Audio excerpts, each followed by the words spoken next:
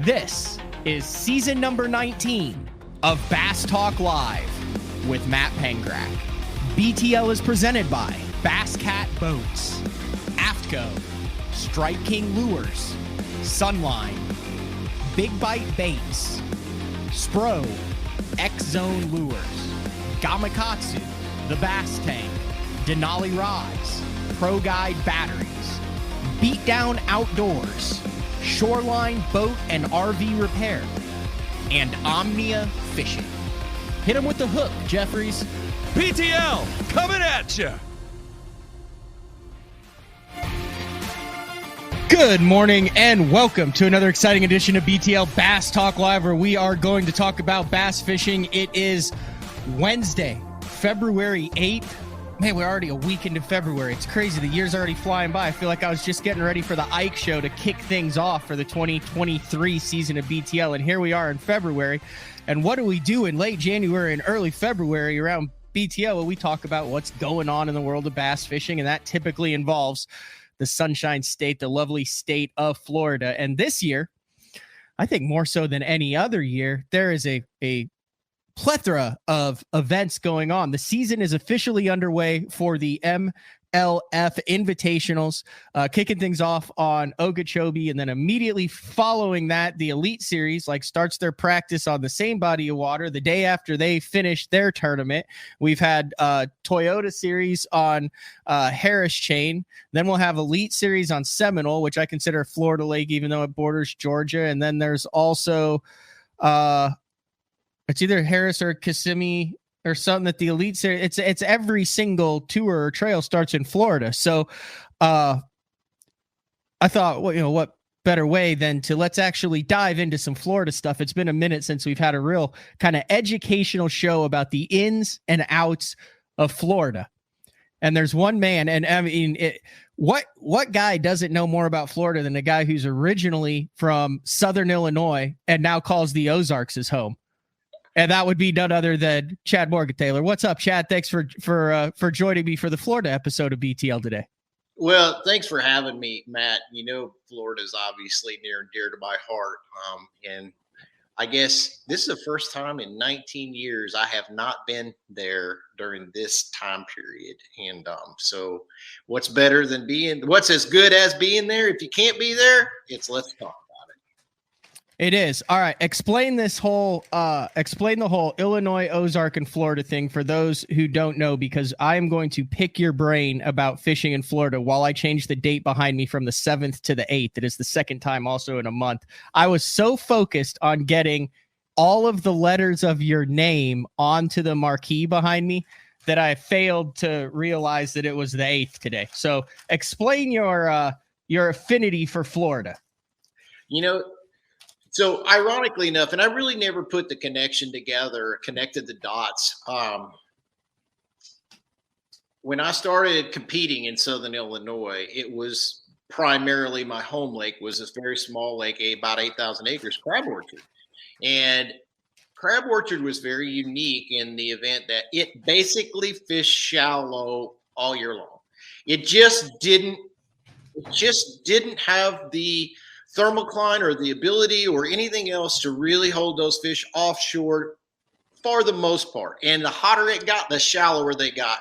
And that's kind of where I started. So I got, for no intentional reason, I just got dialed into that. Well, whenever I became then a professional angler and I moved on, as some of my earlier acquaintances, as I began the top 150s in my career with BASS and then FLW at the time, I made friends with a lot of the guys, and they just happened to be from Florida. And I think it's because we shared that passion for that shallow water power fishing type trip. We were all tinkerers, and we constantly was looking for ways to increase that bite catch ratio. And when they introduced me to the Florida lakes, and then I started spending a lot of time down there with Glenn Brown, Terry Scroggins, Rick Couch, and some of those guys. And I don't mean to leave anybody out, because I've had a lot of friends from that area. I just kept gravitating more and more and more. And that whole vegetation thing, the lack of contour lines was right there from where I had gone up. Yeah. It throws a lot of guys curveballs, but it seemed to just start making sense to me. Wow. So 3 top 10 MLF finishes in Florida, all of those on Okeechobee, which is very appropriate considering what's happening on Okeechobee now, and 6 BASS top 10s in Florida. So over the course of your career, 9 top 10. So you know what you're talking about when it comes to Florida. But I would never thought that Crab Orchard would be Southern Illinois. Yeah. That Crab Orchard would relate to Florida at all. Like that would never have crossed my mind. Well, it's just shallow vegetation, water willow, and late. So shallow cover, and then the vegetation portion of it.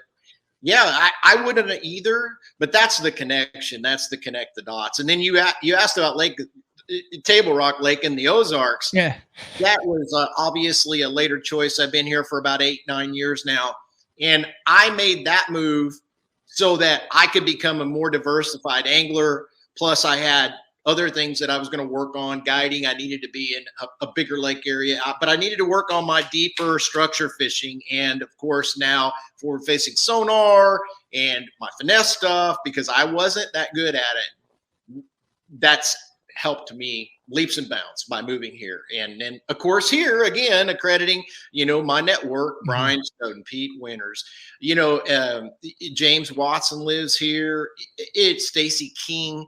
And, Kelly Power. There's just guys that are studs that live here and fish. And again, Mike McClellan, it just goes on and on and on. And so I wanted to diversify a little bit, and that's really helped. But Florida is awful near and dear to my heart. I can promise you that. The first time in a while you're at home in January and February. Has that been tough not to get the camper ready and the new rig and the punching weights and go down to Florida and kick things off, seeing all the posts and talking to all the guys who are doing it? Or is that kind of a relief now with everything you got going that you're like, man, the rat race isn't starting again. Like I'm home. Yeah. It's exciting to be home. It's a little confusing to be home. I still struggle with some of that. It's still pretty early on for me. And the rat race, I don't think the rat race deal has necessarily eased up any. It's just switched gears and moved on to other things. But at the same time, boy, I really struggled with not being there. Obviously I wanted to go. And I looked at going. I looked at going down there and fishing some events. It just, I have to look at things in a different perspective now. Budgets are different. Just things of that nature. Goals are different, and of course I have different objectives. So again, confusing, a little bit hard. It still pulls on my heartstrings, especially whenever you get anglers that reach out. Before the off limits, or no information. Toyota series, that type of stuff. Yeah, they're like, hey, can I pick your brain? And I'm like, yeah, you can. I'd rather be there and not letting you do it, but at the same time, it is what it is. So it's just a start a new chapter for me. I'll get you eventually. Let's explore that path for a minute. What are your thoughts? What are the unwritten rules or the written rules? You have an issue. I mean, you're not fishing down there. This happens all across the country. You've got buddies where you have, a 5-day off limits for info in the opens and also the Toyotas. There's different cutoffs. I'm saying well within the rules. How does that work? Like, as far as who can call and say, hey man, I know you're not fishing this stuff, hook me up, and who can call and you're like, dude, I barely even talked to you for the 8 years that I camped next to you, and now you're calling me up hitting for that? Is that like a case by case basis, or is there what are your thoughts on that? Do you have problems sharing that? Do you have saying, man, I camped down there for months and months, so this is my freaking stretch and you got to earn it and find it? Or are you like, I'm not in it anymore? How does that all work? So that's a fair question. It is a great question. And so okay, it's no different than anything else. The guys who have returned the favor over time, if they call, they get more of the juice. The guys that I haven't heard from in 8 or 10 years that call and now all of a sudden they want something, they'll get the general idea. I will, just talk and not expose all of the details. And it's just not fair to the guys that have returned the favors to me, or put me in places or helped me out along the way. But at the same time, I'm not as concerned about it now as what I once was, because one, I don't compete anymore. That's what I try to tell people with everything that I've got going on with my virtual coaching, my guiding, my mentoring, and the electronics and all that. It's like, look, I don't have really nothing to hide. I'm not going to probably compete against you down there anymore. It's okay. Things change so rapidly with the conditions and the vegetation that even if I was to give up what once was the juice, I can promise you, being down there for almost a month at Okeechobee last January, and I fished the Toyota series down there. Me and Swindle went out all the time because, we were getting ready to go to Harris Chain. And I was like, we camped down there and had a great time. But the lake, the conditions constantly change, and there's nothing you can do about that. So that instinctual, that paying attention to detail, change that is required due to the conditions, the wind, the water clarity. There's about a million things. You mentioned it, cold fronts. It all goes hand in hand. And if I'm not going to divulge all of that information for an angler who just doesn't get it, and/or is going down there to fish, not to belittle any tournament at all, but like a 1 day $50 tournament. There's no reason to give up that, because as soon as that person knows about it, it's a chain of that. 20 and the next day 200, and then it's no more. So it's a balancing act, but at the same time, I really don't have a lot to hide anymore. I mean, and there's not a lot of secrets in this sport anyhow, but how many days would you say you averaged on Florida in the winter? You'd take the camper and you'd go down there and spend months. And before you did that, you would stay with Glenn down there and do it. So, I mean, it's not just like, hey, I liked Florida, but you took that, but it was all time on the water on.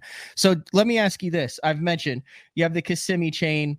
Let's say the major chains or the major lakes that I would say are three would be the Kissimmee chain, which is Toho and Kissimmee.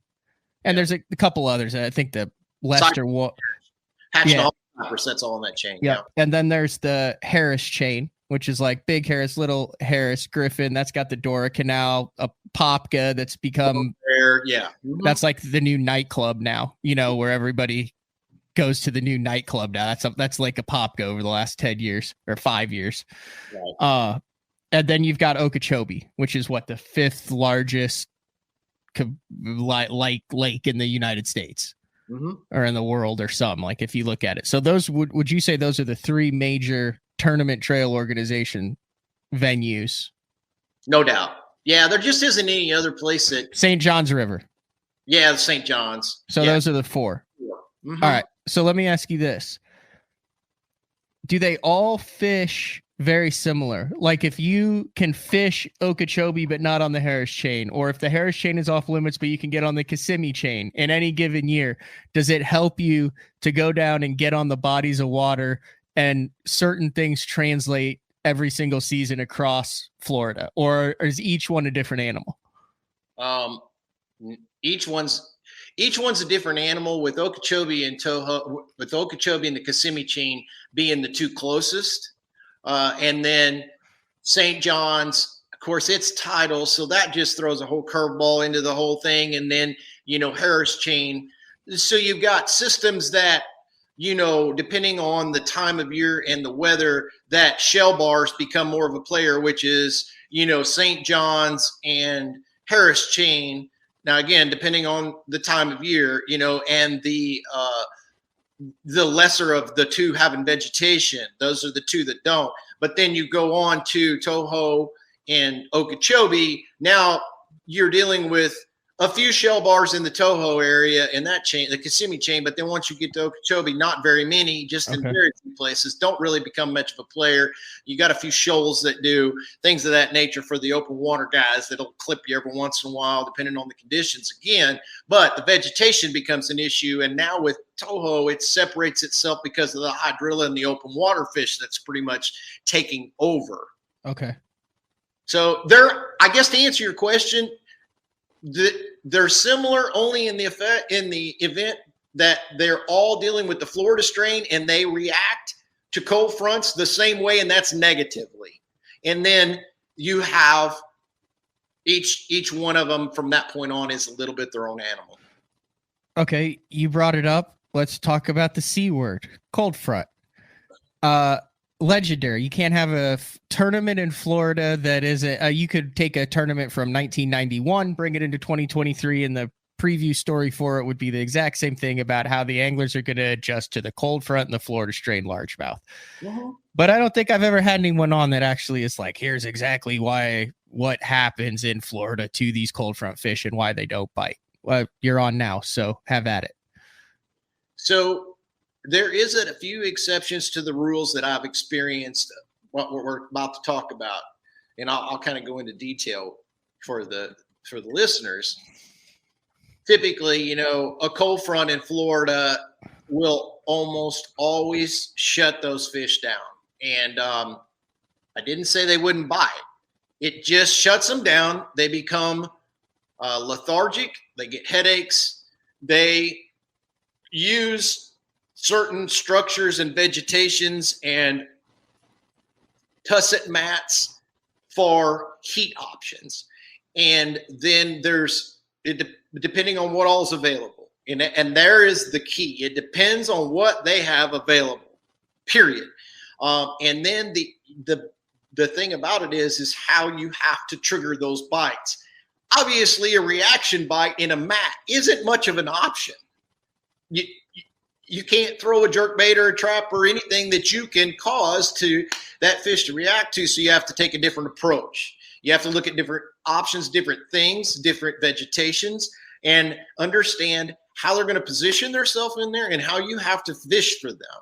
The bait size, the presentation, the cadence, it all comes into play. That once in a lifetime, a couple of times that it has gone the other way. For some reason, every once in a blue moon, those fish will not stop coming. And I remember getting my brains beat out on Kissimmee one year by B-height. And I had probably the best practice that I'd ever had, which is usually the kiss of death for me in Florida, punching mats. But those fish were staging, and I just made a bad mistake. And what happened was, I kept looking for them to go to the heaviest vegetation, figured out what they were under, but there was one area in Kissimmee these fish were using, and I knew it.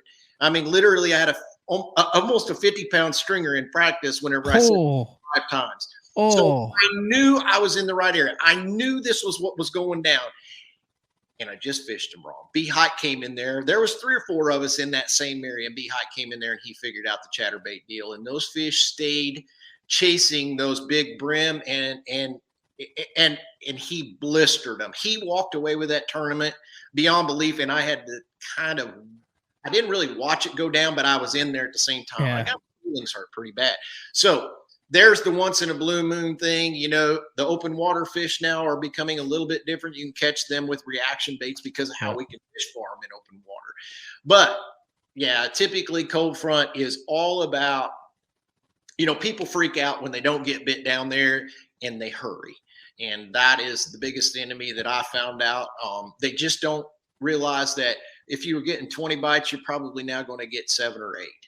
And the fish are still there. They're not swimming great distances. I mean, that's my thing. So I have faced like the greatest cold front of all time in one open, and then it was kind of average, but a tougher bite in the other open. So, I've spent some time in Florida, but on that cold front, like I didn't know what to do or where to go because it was my first time down there, and I'm fishing, and I'm like, well, I know you're supposed to fish slow, but I also know I've got 3 days of practice. And if I fish slow, then I spend 3/4 of a day down 2 different stretches And if I don't get bit there, then the hell do I do the next day? I got 6 other lakes that I could go to. And it was a total, I really struggled to get my head around it, which is what you're talking about.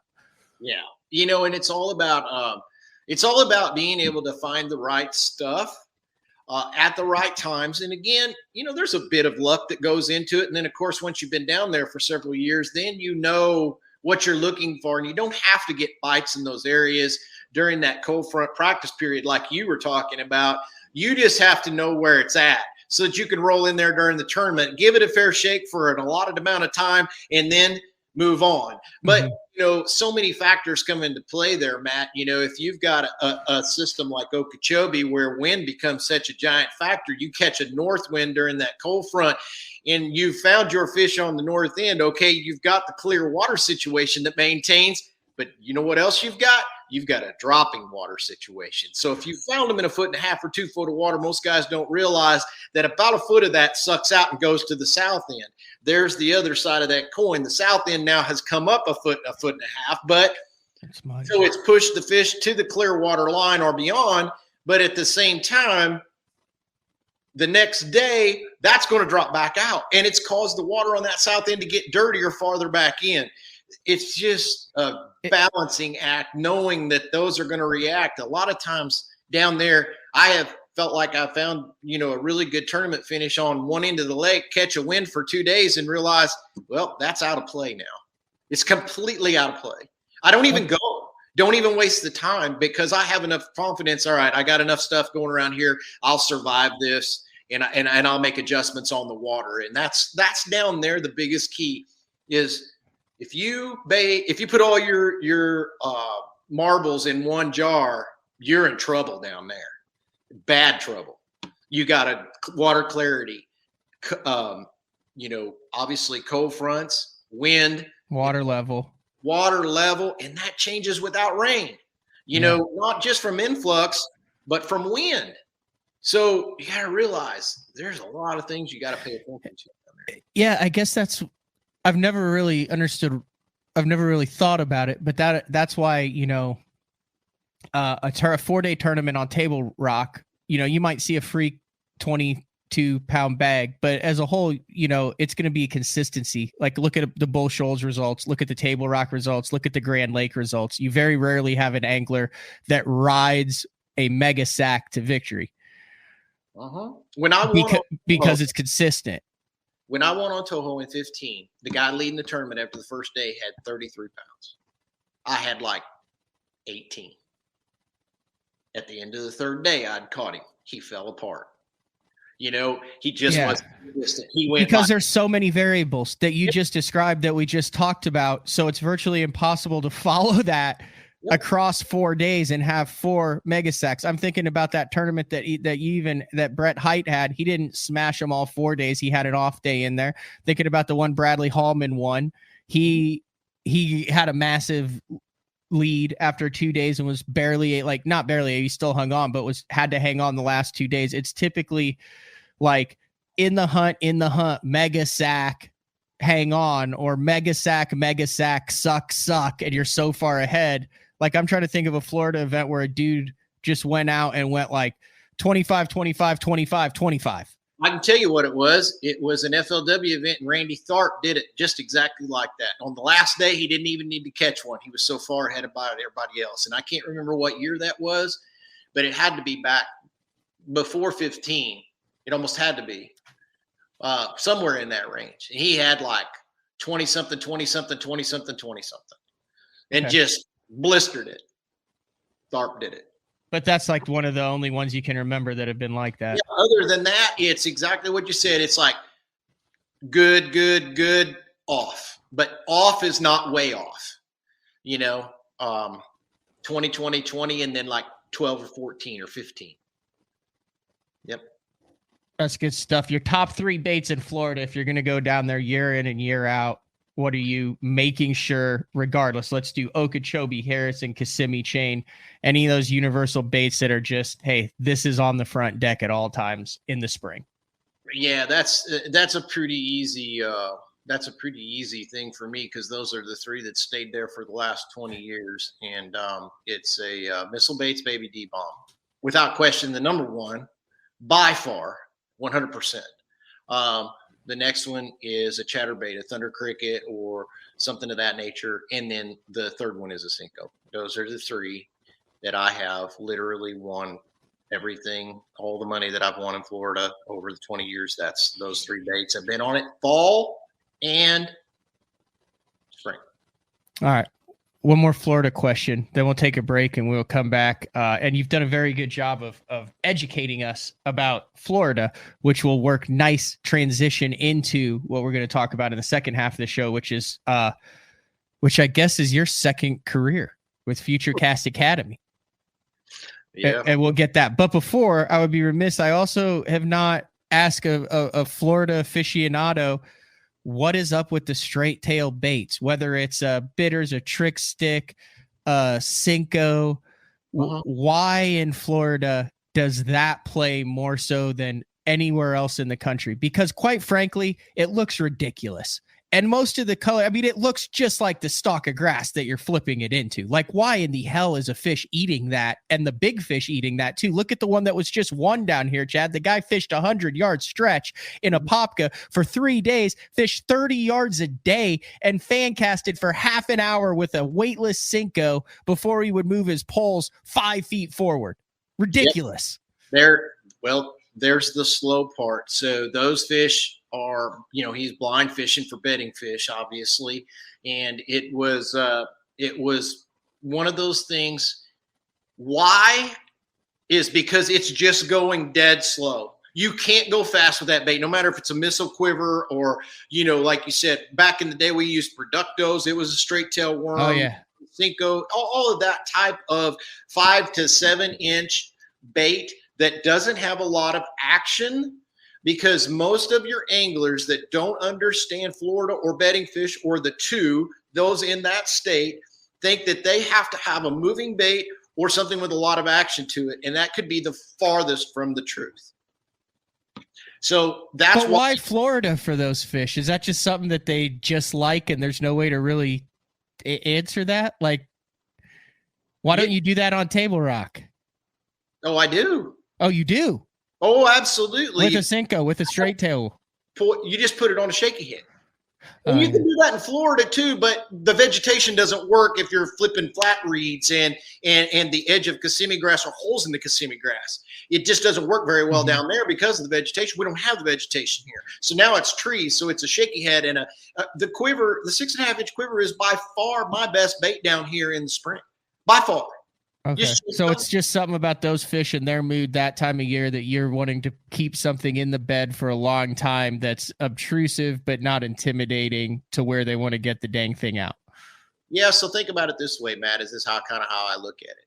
They are pressured, they're up shallow, they're super vulnerable, and they're run over about 2,500 times in a day.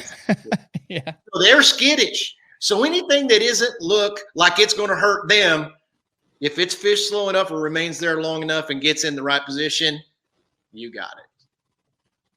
That's my theory on it anyway.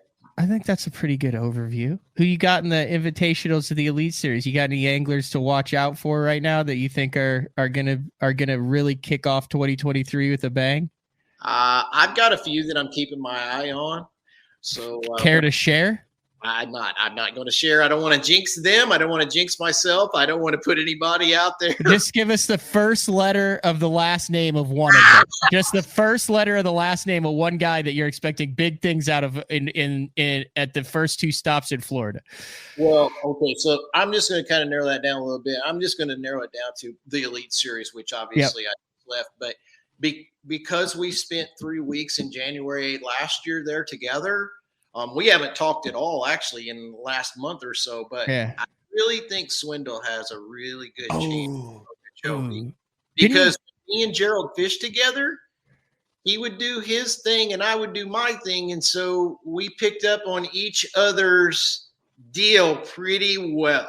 And he knows everything that I was looking for. And I know everything he looked for because we spent every day together. Oh, that's phenomenal. Yeah, I think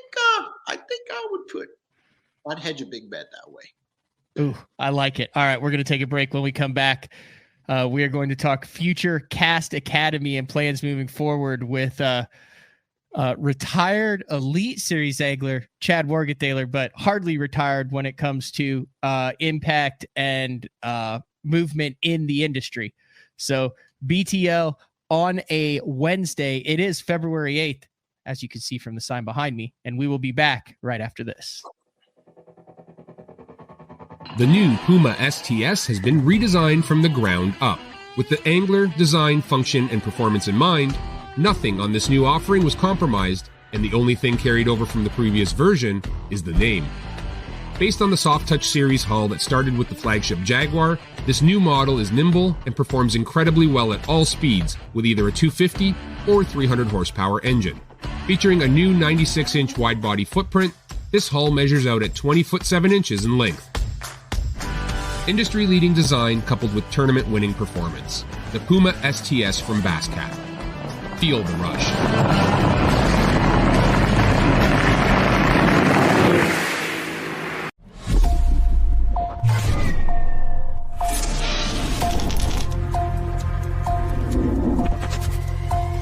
Everything you need, one legendary brand. Top one on Strike King.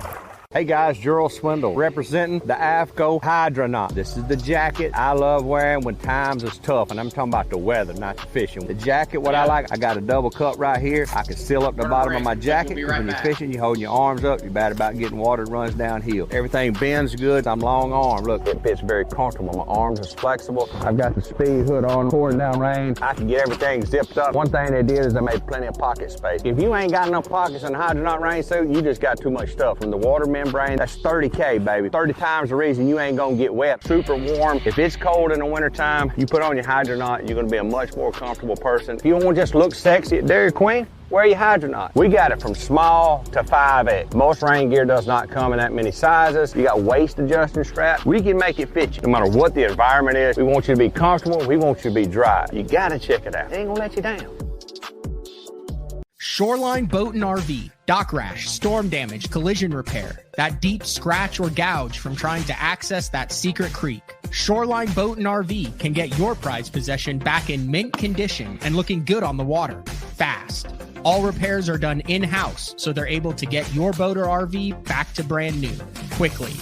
All Shoreline's work comes with a rock-solid warranty. Find out more at shorelineboatandrv.com. Kansas City, Austin, and Tulsa. Elite Series Pro Daryl Gleason here. My Pro Guide batteries keep me going on those long tournament days and long practice days. Always plenty of juice, never fail. The best part about Pro Guide batteries, it's the people behind the company. They have over 40 years experience in the battery business, keeping all of us fishermen out on the water longer, catching more fish. Check them out at ProGuideBatteries.com. What's up, Bass Talk Live fans? Brandon Polnick here. And ever since I won a couple Bassmaster Elite Series events on X-Zone Lures, I've been getting a bunch of questions of what makes them so special and different. And really, the truth is, it's in the details. The little details, things like no cheap fillers in their plastic. That gives you more lifelike action, more realistic and vibrant colors. But don't just take my word for it. Go to www.xzonelures.com and check them out for yourself. All right. Welcome back, BTL, on a Wednesday with Chad Morgenthaler. And unintentionally, I think you caused a lot of our live viewers to frantically go change their Bassmaster Fantasy Fishing rosters to include the G-Man on it. I kind of thought that might be the case. I have been, what's interesting, I've never been able to play that before, and everybody always calls me wanting picks for each event, and they still do, which is great. You can win now. I can play now, I think. I think I'm eligible. Yeah, you 100% could win. Yeah, I could. But I'm not gonna. I'm just gonna watch from the sidelines right now, at least this year anyway. Let's see if they got some decent prizes this year. I haven't even looked at that. I know if you get on, it is Bass Talk Live on the Rapala Bassmaster Fantasy Fishing. Join that league. Winner of that league at the end of the year will get a Denali 7-foot. You know what? We're going to switch it up. We're going to go with Michael Neal's new rod that he is coming out with, the 7-foot 6-inch spinning rod. It's what he does for all of his open water stuff. And a guest appearance on BTL at the end of the year if you win the overall BTL fantasy fishing group. So sign up for that. All right, let's get to the prizes and see what you could win. See, this is interesting to me because there used to be just crazy prizes, right? Like we had Brett Hyde on. It was like $1 million. Hulk Hogan was like, were you fishing FLW then, or were you at Bass when Hulk Hogan was the? I was with FLW. Okay, so yeah, like Hulk Hogan's walking around, and you're like, wait a second, I'm like trying to make a living at this, and there's a fantasy fishing guy that's going to win $1 million. When did we start doing our deal? Me and you? Yeah, it would have been. I think I started going to him in 2007, and then my 5. So we had to be in there together. We may not have started our thing yet, but yeah, I think my very first year where I went to all of the FLW tour events, it was the year that it was like no one wanted to win it at the end at the Detroit River. David Dudley ended up winning that Angler of the Year. I think it would have been 2008. Yeah, I was there. And we would do a preview. I would fly in, and then I would go to your camper. You'd be camping with Glenn, and we would do a preview of every event and then like a wrap up afterwards. Isn't it kind of funny? We're first full circle now. We're kind of doing previews of events now, again, only after 19 years of me being there. Yeah. Yeah. It's absolutely insane how fast time flies. Crap. At this point, I'm just glad to still be here. Glenn's not. Yeah, I know. I mean, it'll be golly. You just got to live every day like it's your last. There's a handful of anglers in the community that they're just genuinely good people, and you can tell that whether you're a fellow angler who's their friend, whether you're a competitor, or whether you're in the media. And Glenn was one of those guys. Made me feel comfortable as a 23-year-old kid out there. Like I had known him forever. He was such a good dude. He was. He called it like it was too. If you did something stupid, he called you out on it. But if you did something great, and he was there to congratulate you. Yep. All right, fantasy fishing. So the first place prize, this is what you're playing for, Chad, this year. a $2,500 Bass Pro gift card. I like this one. Just a straight up $1,000 check. I like that. Rapala prize pack, including there's a touchscreen scale, all sorts of Rapala stuff. Nice. These are just individual tournaments. So each tournament, and then there will be 4 individual tournament second prizes. All right, let's get down to the grand prize. Grand prize, top season total. This is like the Bassmaster Classic of fantasy fishing. A $15,000 Bass Pro gift card. That's strong. Nice. $5,000 cash. That's good. A Rapala hat, t-shirt, and lures. Okay. Oh, this would be fun. 1 trip package in the state of South Carolina to spend a day with Davey Height. There you go. Davey in October of 2023. Anymore, but he still probably knows how to catch one, I guess. And round trip airfare for that with spending money. Do you know what I seen on social media, speaking of Davey Height the other day? I seen where he was on there doing the MC hammer dance on the front deck. Do you remember seeing video of that? Oh, he was doing it like in today, like in 2023. Yeah, no, it was from back then. Oh, yeah. That's iconic. That goes up there with the ski stance. And Iconelli doing the break dancing on the front deck. I'd say those are the 3 right there. Yeah, that's it. Mm-hmm. The 3 simultaneously best and worst dances in the history of professional bass fishing.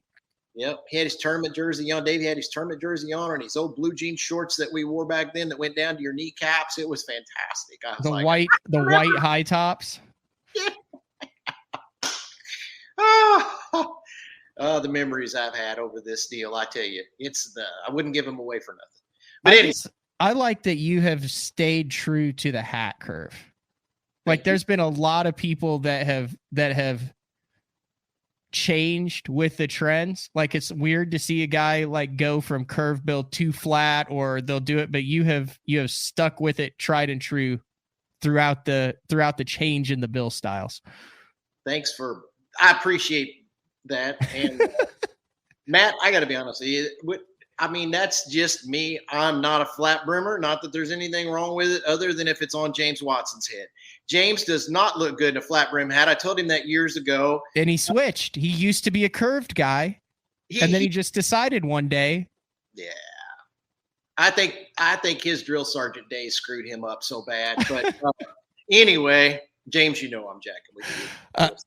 All right. This is one of the other reasons I wanted to get you on. And I think when we had you on in June or July of last year, when you had kind of decided that you were retiring, you had mentioned that you had something else in the works, but it wasn't finalized. This thing is formalized now. The FutureCast Academy, along with Billy and Brian Snowden and Dave Mansu. And you and Dave and Brian all kind of live in the same community and hang out with each other and kind of have the same deal going. It's really cool.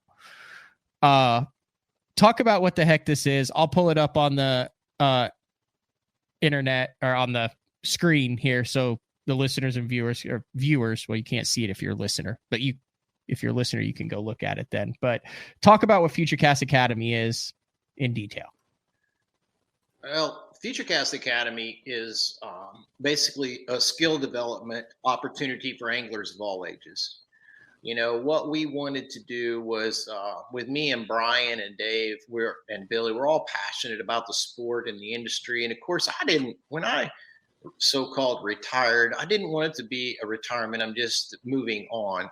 And I thought, what better way to do that than to help anglers, develop, no matter what stage of life they're in. I feel like that I have something that I can offer, and Brian does, and Dave does, and Billy does. So, we got together and decided that since we all guide here anyway, and, Brian retired out the year before I did, and we were going to implement it then, but then I stayed in for an additional year. So we got together and started brainstorming and started working on, services that we were going to offer and how everything was going. It's because we've all been involved with the high school programs and who we wanted to network with. And it's like, man, we've got a lot of great information to pass along. And we touched on it earlier, Matt. I really don't have anything to hide anymore. I'm not in competition. I fish around here, but at the same time, I want to share before I get to a point where I no longer can, whether it's physically or whatever, and I want to help continue where I started back in Southern Illinois with the Picnic High School program back in 2005-ish range, and was one of three that helped start that and implement that and go on. And I thought, okay, so that's for the kids, but I get hired by people all the time that want to learn electronics. They want to learn technique specific stuff. I've had parents bring their kids, their teenagers that are aspiring anglers to go on to the high school or collegiate level and train with me personally. And I love that. I love a focused angler that is wanting to learn no matter what it is. And it doesn't matter what skill level they're at. And so does everybody else with FutureCast Academy. So that's why we decided to go ahead and start a company that offered, obviously we all offer guide services, but we wanted to offer multi-day classes. And throughout, as we begin to progress, we're offering, we offered a 1-day 4-hour class back last month for bass fishing boat captains. And we put together a pretty nice little package where we taught conservation, fish care, just a lot of the things that some of the anglers or the boat captains or the parents don't know. And we had the water patrol there, the conservation. Everybody's reaching out and wanted to be part of it because of the information that's delivered and taught. And so that's going to transfer on. We have 2-day classes 8 times a year for, like I said, anglers of any age that want to come. We're going to vet you when you come in. You'll have to do a skill development display, and then we're going to put you in a category and with an instructor that can teach you what you want and what we feel like you need to learn and to get better at. So it's that's what it's about. We offer all the classes. You've got it pulled up there. There's, like I said, 8 of them. We did 8 of them throughout the year because we wanted people to be able to have the opportunity to learn different fish patterns at different times of the year. It's kind of like fishing. Well, like the Bassmaster Classic is almost always a cold water tournament in February or March. Well, that can only go so far. To become a diversified angler, you have to experience all these different things. So we're offering that here this year on Table Rock. Like I said, it's a Saturday, Sunday class for the 2-day classes. And there's a lot of information. But the cool part is we're going to put you in the classroom for 4 hours, not the whole class. We're going to split you up. Classroom for 4 hours, and then you're going to apply it on the water for 4 hours every day. You've got to apply that and be instructed hands-on in a boat, 2 students per instructor. And that is so important. You can't teach some of those things in the classroom. It just doesn't happen. And you can't teach it all in 2 days. And we're trying to keep the price to where it's affordable. And like I said, then we also wanted the opportunity for a continuing program. So we offer virtual training. If you attend the class, you automatically get a 30-minute, thanks to our partner, X2 Batteries. They're going to provide a continuing educational program that gives you 33 minutes with an instructor if you've gone through that. And then you have the option of continuing on. Because, Matt, you know as well as I do, we talk about it. Your network is invaluable. So the more the people that you learn from, the more people that you see, the more people you've got in your hip pocket that you can be with and become, it just makes you better anglers. It exposes you to more information, more instances. So there you go. I was actually really fortunate. I had some team guys from California fly out, train with me for 3 days. They had done some virtual stuff, said, we got to come do hands-on with you. Like, hey, come on. And so this has become a thing that has become more popular over the last couple of years. I want to say the first one that I remember was Kurt Dove's Pro Bass Camp. Dave Mansue comes down and helps with it, I think. Have you helped with that before? I have not. I've been in contact with Kurt a lot. I help Kurt, and we're going to work together and network because he's got a great program going on. It is, and I think he's 11 or 12 years into this thing with his Pro Bass Camp at Amistad. He does one up in New York now, and it's more of a labor of love. If you knew all the stuff he had to go through with the insurance and the high school kids, and getting them there and picking them up, like he's not buying Louis Vuittons with what he's making on the. It's basically because he was in basketball and wanted to do it. But then, we've had Marty Stone on before. He's doing a thing out in kind of the North Carolina area where I want to say it's almost like the Simon Cowell Tough Love Camp, where he gets in your boat and is like brutally honest with what you're doing wrong at it. But what I like about the FutureCast Academy is it's not just high school kids, or it's not just one angler. It offers potential, like you said, for boat captains, for dads, for high school coaches, for aspiring anglers. And then that you split it up with multiple days in the boat with a 2-to-1 student to instructor ratio and all of the things that you cover in that. Yep. It's a little different. You can make a weekend out of it with your son or daughter. And you can both learn from it. It's not a drop your son or daughter off and they have the camp and you have to fit. You can do that if you want to, but if you want to go for less than $2,000, both of you can have one-on-one instruction. You can learn from your guy when you're in the boat what's important for you as the boat captain and as the high school fishing dad or whatever you want to, and then your kid can learn the techniques and electronics and things like that. Is that a fair assessment of it? Absolutely. You hit it on the head. We wanted it to be family oriented, parent, and then also team partners. It doesn't matter. Yeah, team partners, the whole 9 yards. Yeah. And like, if when you expose what information, where you're at as an angler, we'll take you on. You can't, not everybody wants to go to the highest level of the sport, but there are some people that did. So we had to offer a variety. Now we can specialize train as well. And we all have our individual things that we work through as well. Just like, I think we mentioned earlier, we're partnering with Half Past First Cast. Just had Pete on. Yeah. And we're doing like specialty trips. Hannah is a detail oriented person. She's putting together a trip down here in the Ozarks for anybody that either just wants to go fishing, or if it needs to be an instructional deal, it can be. And we're going to do one day on Table Rock, one day on Bull Shoals. And that's in April, so it's like perfect timing. And that's just some of the things that we want to be diversified in. We don't want to back ourselves into a corner. We want to offer something for everybody, because most of us have been everywhere in this nation that has a fantastic fishery multiple times. And, I'm really exploring the idea of, and I've been approached about going up to the St. Lawrence River for a month in the summer. And I've already had guys ask me, will you take me there? And then Okeechobee, I had a couple of guys approach me about Okeechobee and say, I wish we would have thought of this earlier. And now we would have loved to go there with you for a couple of weeks. But it's stuff like that. And Hannah's great with that.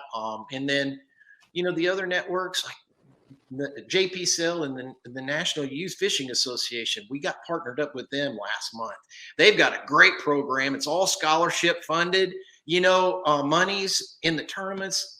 So we're really trying to be a very diverse, but at the same time, whatever it is you want to learn, we can help you out. We can fast track you to becoming a better angler and do it at a reasonable cost in a reasonable time frame.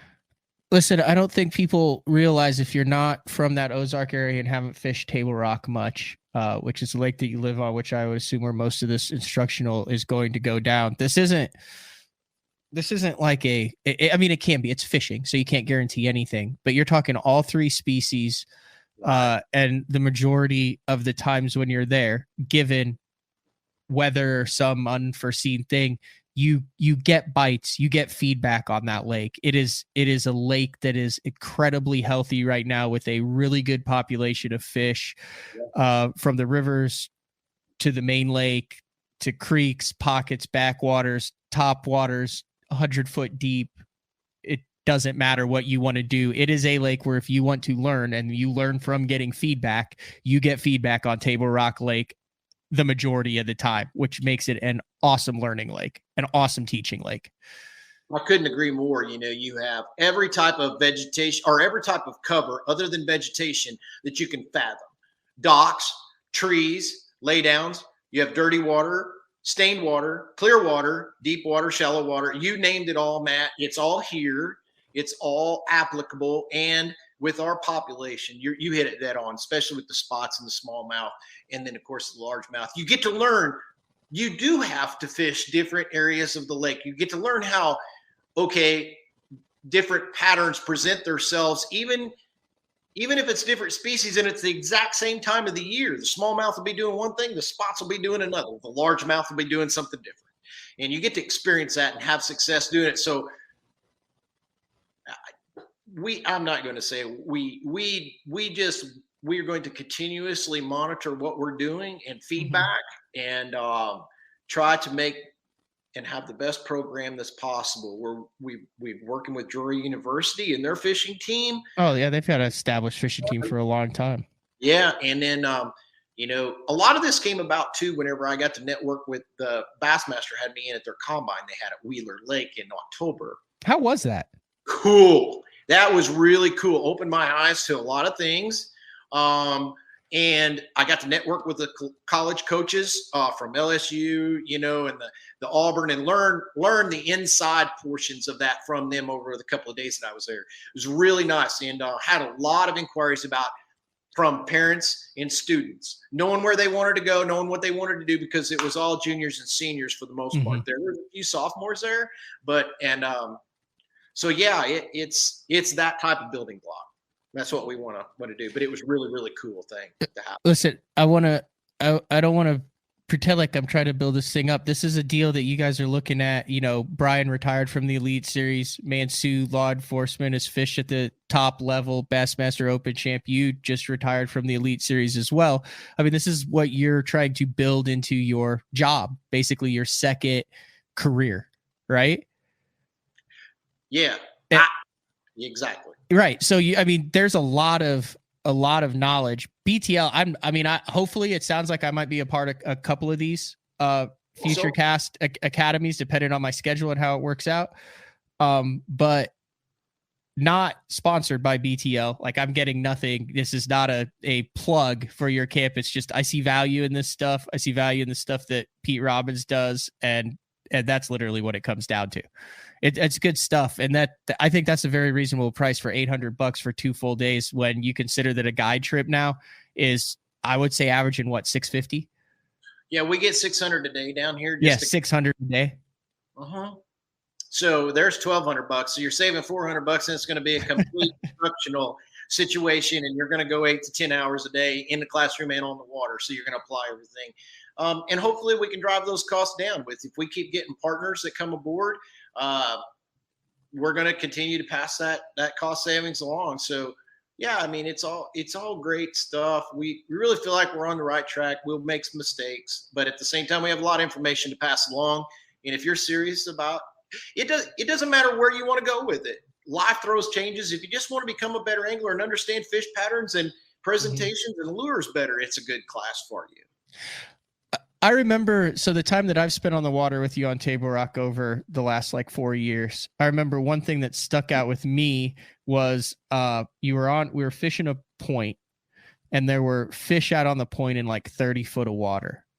And it was very interesting to me how you attacked that point and paid such close attention to angles and the angle with which your bait was coming across that point, where it was hitting the edge, where it was hitting the little current break in it, whether you were hitting it dead on. There were certain angles that you didn't want to. It was really cool to watch you work around and hit the different angles that, if I had not been in the boat with you, I would have, and you're like, hey, go fish that point. I'm going to pull up. I'm going to fish the right side of the point. I'm going to fish the left side of the point.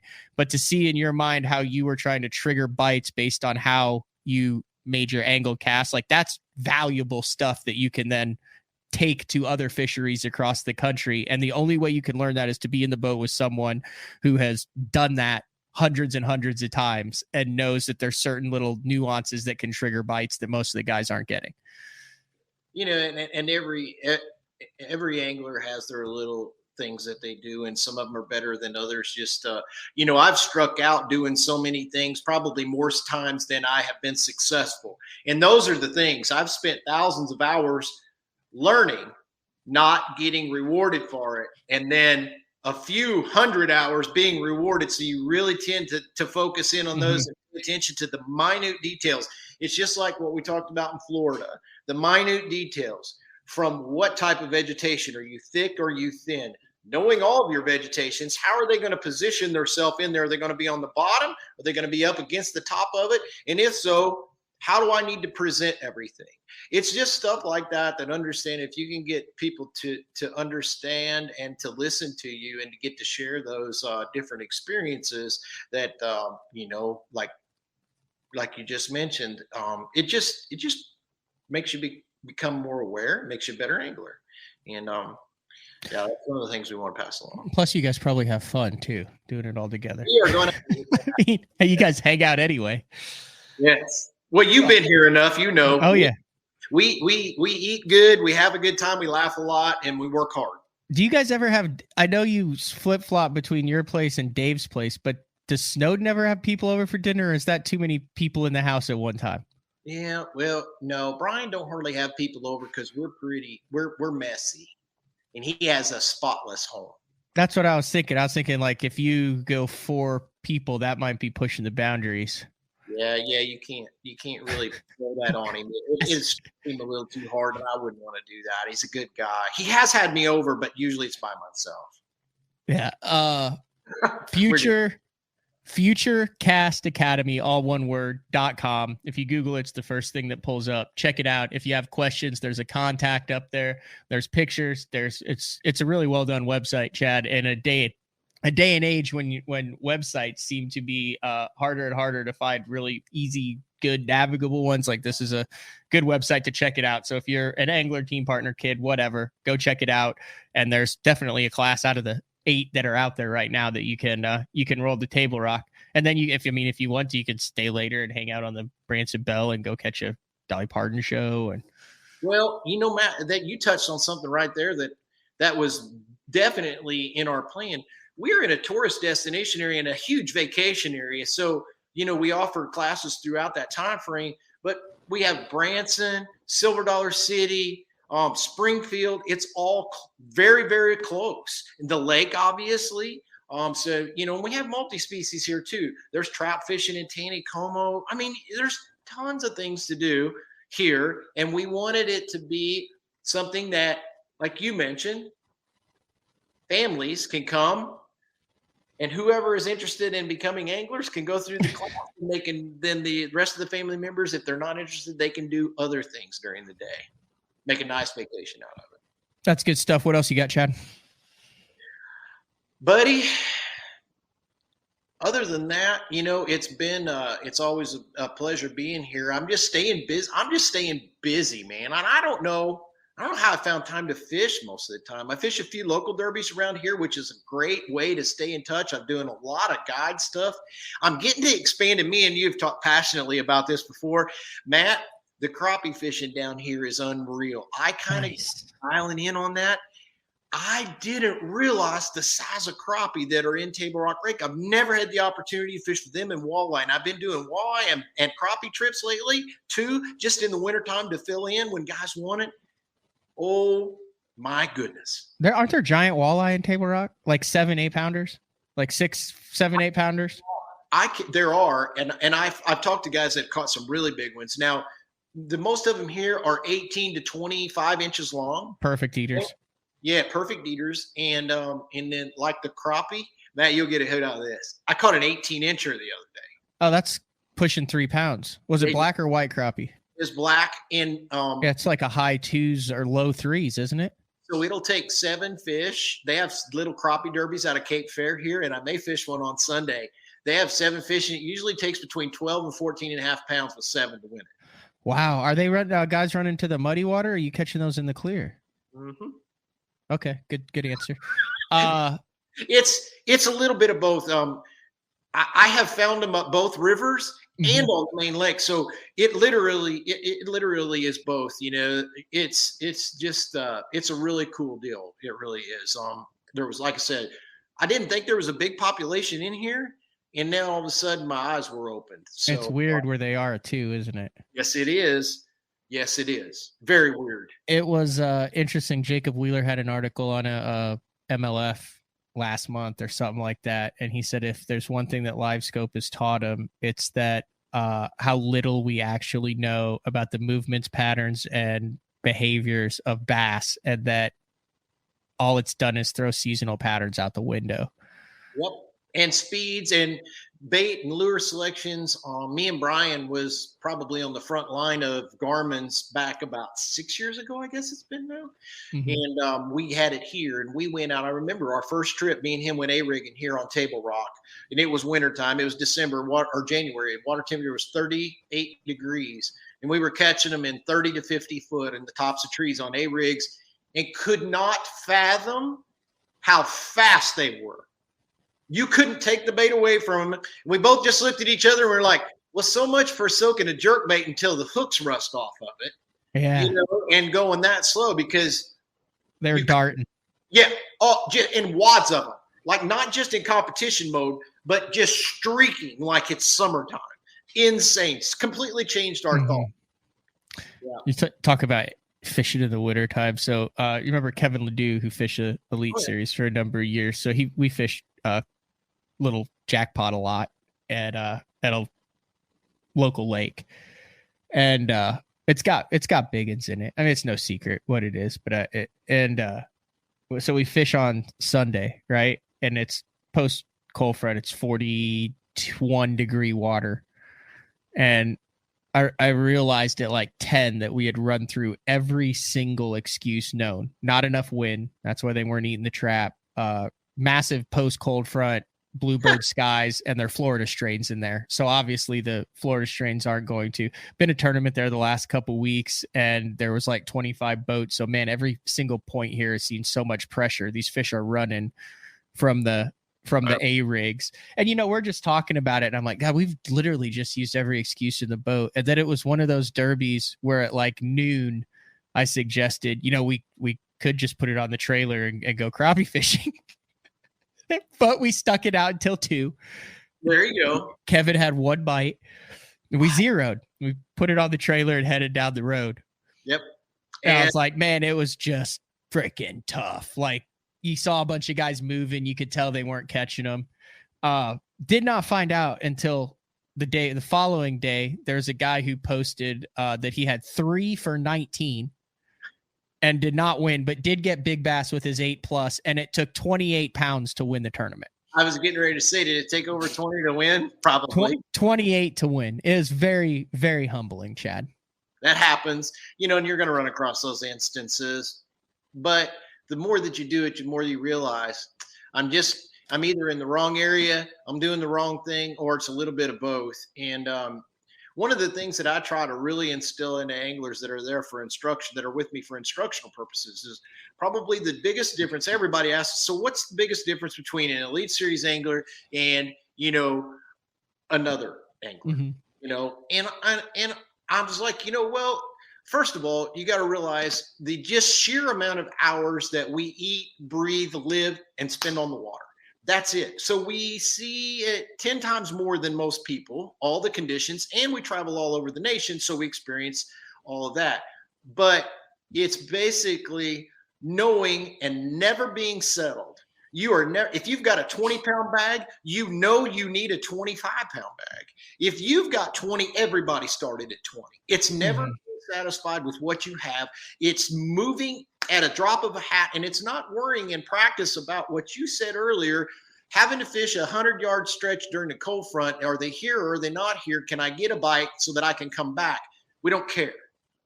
You fish from gut instinct, and you will make it all develop and happen that particular day and in that hour, in that instant, and you capitalize on it whenever it presents itself, and you just hope that you put yourself in that position throughout that tournament on multiple occasions. And of course your homework is what it is. And, everybody's a little bit different, and there's so many great anglers, but that's probably the biggest difference, and I don't care if it is a $60, 50 boat tournament that only pays $500 to win. I will spend $100 in gasoline running on Table Rock to get to the places that I think I need to be. Whereas some guys say, well, it's not worth it. We'll just stay here within 2 miles of the boat ramp. You can do that. You can choose that. And then at the end of the day, if you haven't caught them, you're in trouble. Yeah. That's good stuff to end it on. Anything else before I let you go here, Chad? Other than I really appreciate everybody that has inquired about FutureCast Academy. I really want to extend a huge thanks out to my partners, Dave Mansue, Brian Snowden, Billy Elbert, and of course you, Matt, with BTL. You guys are great. I hope to see you guys, Matt. I hope you get to take part in our as one of our instructors in our program. I feel like you got a tremendous amount of information also to relay. It's the dink and dunk, man. The wacky worm, the drop shot, the Ned rig. Yeah. You remember our glide bait days that we spent here on Table Rock? 100%. Yeah. So that was another thing that I learned with you. So I was, another that day though. Yeah. Well, I feel like I had been like, hey, dude, like they'll eat the glide bait out here. But then when I went with you, you were like, dude, you got to speed that thing up. Like you got to give him a reason to eat it. Cause I'm like, watch this. And it's like, follow. And then you're like, let me see that thing. And then you start messing with it. And then instead of follow, they'd like just bum rush it and dominate it. And I was like, dang, like I'd fished a Toyota there before. And I was like, I left a lot on the freaking table. I left a lot on the table of followers when all it was a couple hitches. Yeah, that was a great day. That was a very fun day. That's just two guys getting together that fish a lot, that can work together, identifying a problem and then trying to fix it that day. And that's exactly what we did. And that's exactly what I'm talking about. You got it out, said, can I throw this? I'm like, well, of course you can. And then we seen, but we were having troubles with the commitment. And then we figured it out. And so it was cool for the both of us, I think. I think there was a lot to take away, but that's part of that network. That's part about being in a boat with an angler who has experienced a lot of things, and even though your career hasn't been that long, you've been around a lot. You've been a lot of places and you've come up with some really cool stuff. So you make a good instructor, but like our instructors here, the people we're reaching out to is, Stacy King. Yeah, it's insane. Obviously, we call him the fish whisperer here. Mm-hmm. We've got a lot of heavy networking guys here that are really going to be able to add a lot to the guys academy, not just us four. All right, Chad, I greatly appreciate it. Thank you for jumping on BTL for today's show, and I'll be in touch. Thanks, Matt. Always a pleasure. All right, see you. See you, bud. All right, that was Chad Morgenthaler. Good stuff on Florida in the beginning. Really good stuff on Florida. Because I think a lot of us, you just say these just verbal diarrhea on these things about Florida. Cold fronts, Cinco, slow moving baits, but it's cool to have someone who's been there, who understands why it happens, where it happens, and what the actual deal is, kind of explain it. If you plan on fishing it, that's some very educational stuff for you in the future. If you plan on watching Bass Live, the BPT, the MLF Invitational stuff over the next couple of weeks, hopefully that gives you a little bit better understanding of what you're watching and why, and what these guys have to go through in decision making that they have to make down in Florida. Then obviously FutureCast Academy and all that those three guys have going on there. I used to film some like social media stuff for the guys. And the last time I went down there, but probably 3 years ago now. And they like team up and I shoot stuff with like Chad and Dave and Snowden.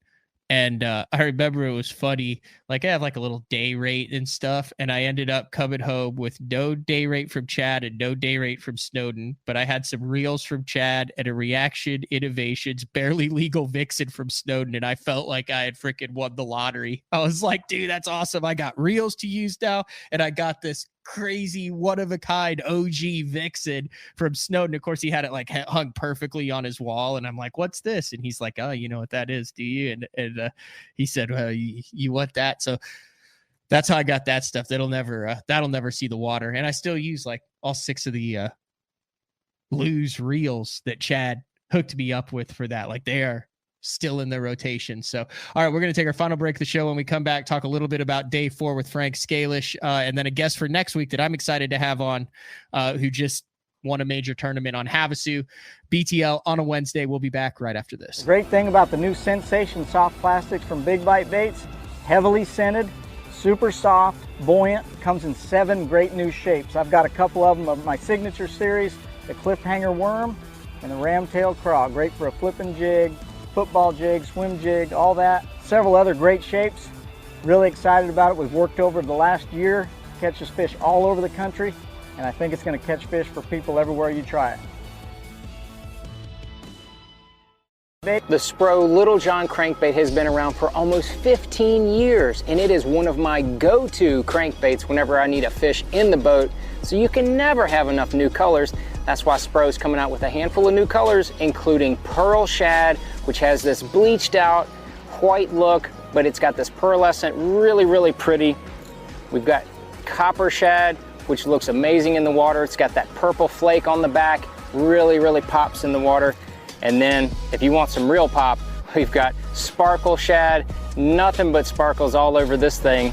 And then last but not least, we've got the matte Sexy Shad, just a really different looking color for a crankbait. So you want to give them a little different look, that matte Sexy Shad is definitely the one to go with. All these colors are available in the original Little John and the MD. Are you looking to install your own fishing electronics? The solution is the Bass Tank Power Harness. It takes the guesswork out of installation. No more voltage issues or interference. Designed by an engineer so that you can get professional results right there in your own garage. Installation done right with the help of the Bass Tank Power Harness. You can feel confident knowing that your installation was done right. The Bass Tank Power Harness. Give us a call or order yours today at thebasstank.com.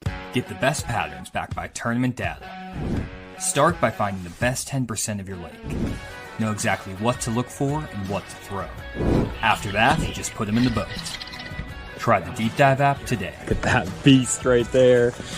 I'm the kind of guy that never leaves the house without a pocket knife, and Gamakatsu's come out with the EDC series of knives. EDC stands for Everyday Carry, so whether you're on the water or off, you can always have it with you. The best thing about it to me is that assisted open feature. With this D2 blade, you've got it right here at your fingertips, so if you can't find your scissors, you need to cut a knot, you need to cut your braid, you've always got it. Make sure you check it out. Never leave home without your Gamakatsu EDC knife.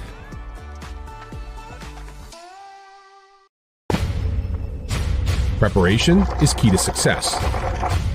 And that preparation starts well before you ever hit the water.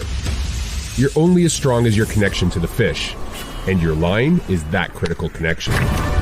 Confidence in your line every minute of every day on the water is a necessity, and failure, it's not an option. Sunline makes the fluorocarbon, nylon, and braided lines to give you the strength to guarantee your confidence. Having confidence in your tackle while on the water is one of the main things to success, in my opinion.